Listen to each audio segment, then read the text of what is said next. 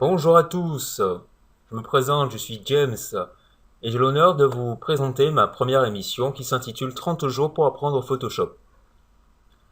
Donc pourquoi j'ai créé cette émission? En fait, j'ai remarqué que beaucoup de personnes aimeraient apprendre des choses sur Photoshop et je me suis dit autant mettre mon savoir à la disposition des autres. Donc, je ne suis pas graphiste, je me considère pas comme graphiste, ni comme GFX, ni quoi que ce soit. Donc mon pseudo c'est JamesFX, GFX. Voilà, ça n'a rien à voir avec les VFX, enfin les GFX, pardon.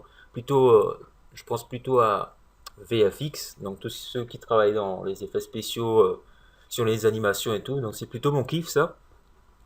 Et voilà donc. Donc cette émission va en fait parler de différentes choses sur Photoshop.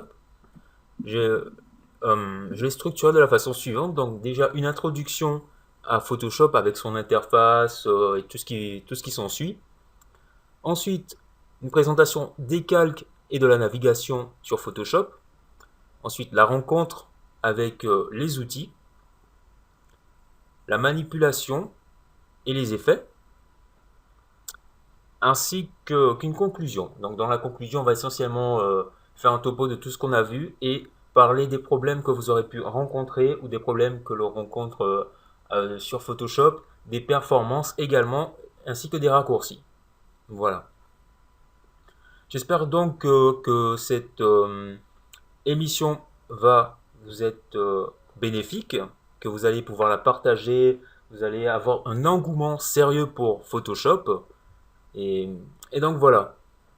Donc n'hésitez pas à poser des questions, à aller sur mon Twitter ou sur mon Tumblr, également sur Facebook. Voilà. Vous trouverez des liens pour aller sur tous mes réseaux sociaux. Et je suis assez disponible.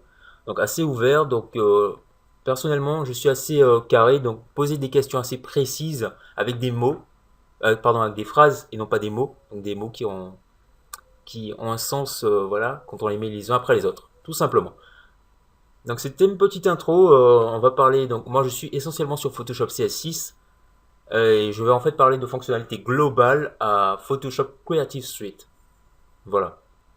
Donc vous ne serez pas trop dépareillé, puisque les fonctionnalités plus propres à Photoshop CS6, je ne vais pas trop les aborder, ou pas du tout. Voilà, donc c'était une petite intro vite fait, et donc j'espère que vous allez avoir un engouement sur tout ça, et voilà quoi. Thanks to watching guys and peace out.